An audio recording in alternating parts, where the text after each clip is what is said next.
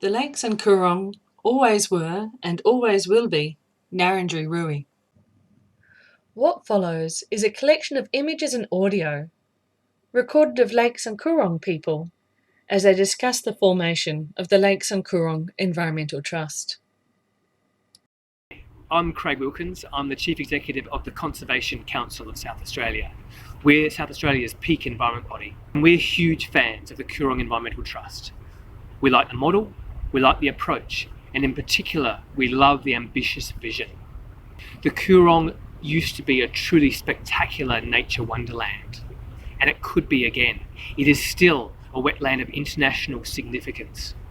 There's so much that can be done, and there's so much knowledge in the local community which can be harnessed to turn it around, and that's where the trust comes in. I remember when I was in high school, a girl used to come back from her school holidays telling us of this beautiful magical place where they used to go fishing on this place called the Coorong. They used to run across the sandhills, go and dig cockles and catch mullet, and it just sounded so wonderful. I always wanted to go with her on her school holidays. We came here to be commercial fishers.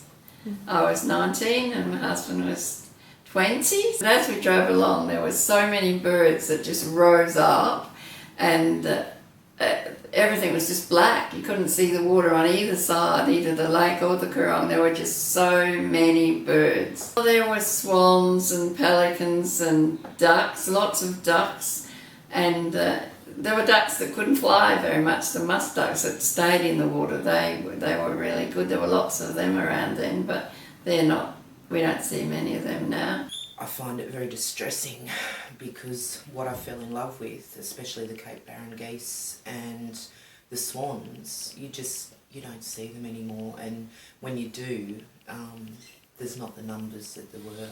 You know, you could go out there and there would be birds everywhere at the right time of year, and even when you didn't have the migratory birds and that, there was still an abundance of life, and now, there's not. And it's noticeable just in the 17 years that I've been here. I think everybody's frustrated. I think you have generational farmers here, you have the Narrandjri people that have been here forever, while you have government departments coming out doing consultation and all the rest of it. Somewhere between the consultation and the actual on the ground, things get lost.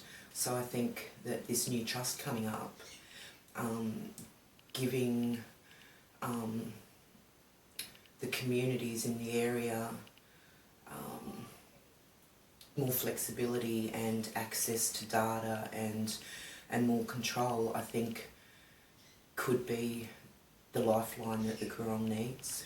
I've been fishing now for nearly 30 years, and that daily basis means that I'm sort of really in tune with what goes on, Because of this being involved with it at such an intimate level, you get to know every little component of it. You don't not fall in love with something like that. And you learn bits and pieces along the way, and various things start to go wrong, and you go, my God, what happened there? And it was quite a few years down the track, and I realised that when I came here, the Coorong was already sick. And as I got to understand a little bit here and a little bit there, and you start putting all those things together, and then you start to realise, my God, things are actually really bad. And it was that really drove a change in how I look at the Coorong and how I work for the Coorong. And before I liked the Coorong, but now we can't lose this. We have to have a change in the way things are done. Politics is the thing that holds everything back.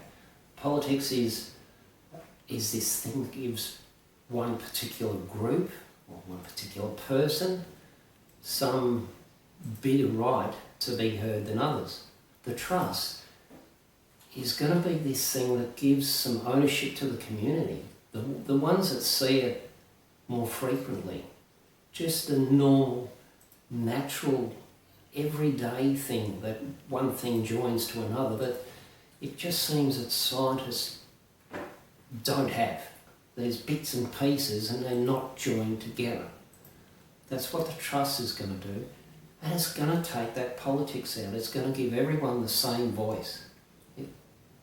If we can get this right, it gives the minister himself the ability to step away from the politics and go, well, that makes sense, let's do that.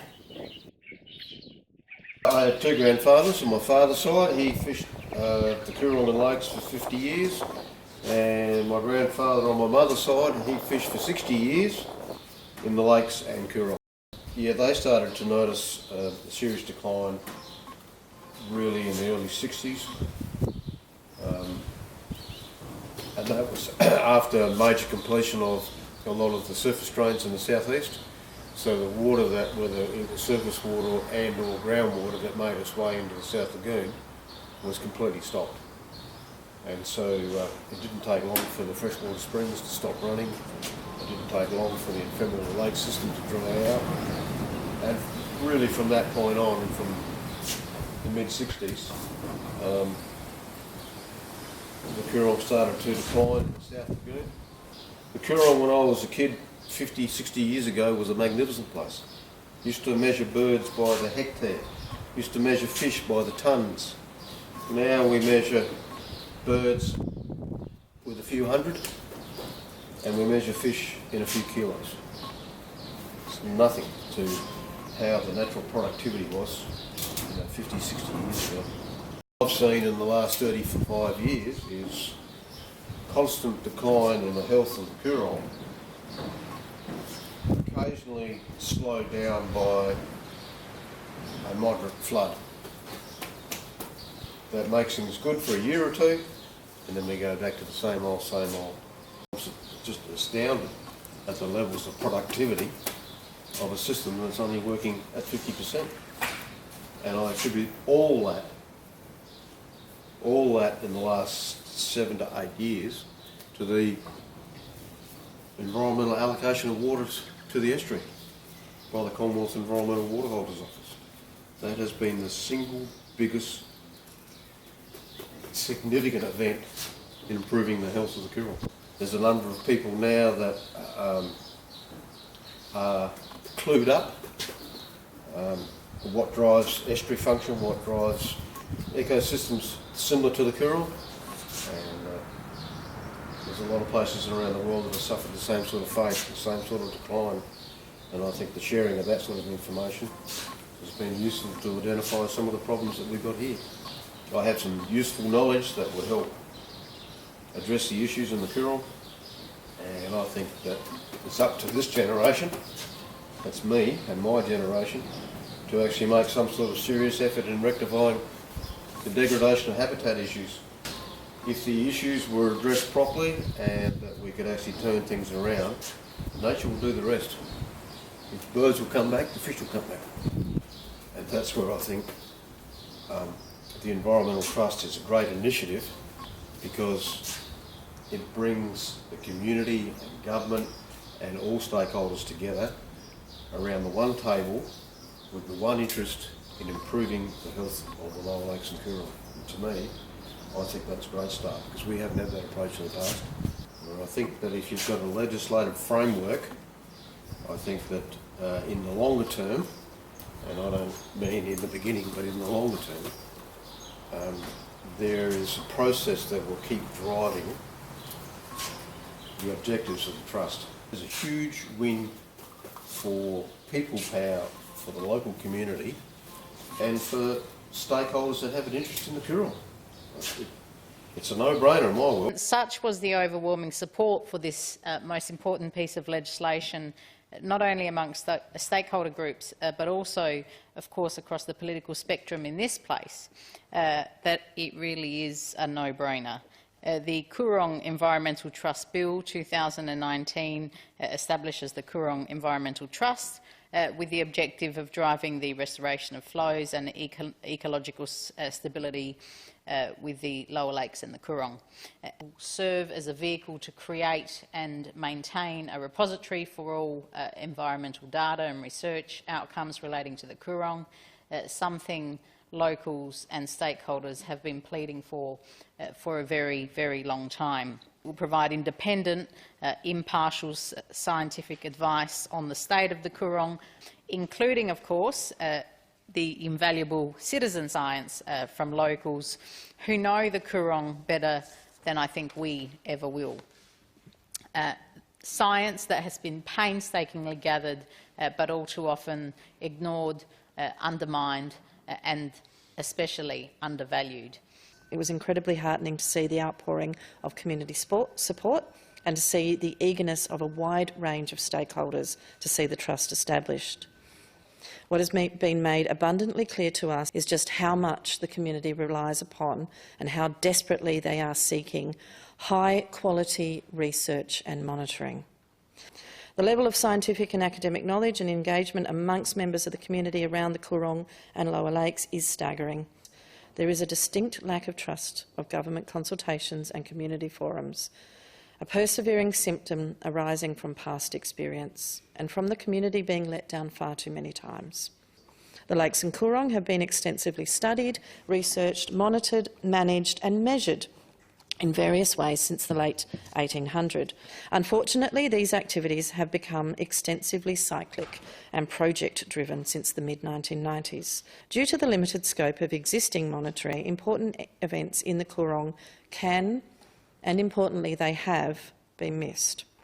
The Coorong Environmental Trust will provide a vehicle for a number of stakeholder groups currently working in this space to collaborate.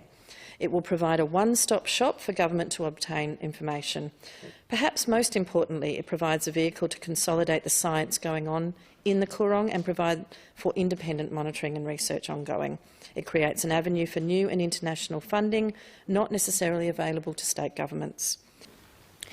In addition to the impact the health of the estuary has on fish species and the habitat for a range of unique aquatic life, it is also indissolubly linked to the economic well-being of the local community. It is important that we take into account the needs of the community who live there and experience the environment on a day-in, day-out basis. They are the on-the-ground experts and scientists when it comes to the condition of the Coorong. Their voices and research needs to be heard. The community wants self-determination and participation in studying, monitoring and looking after the Coorong, and they believe in the trust and its ability to do so.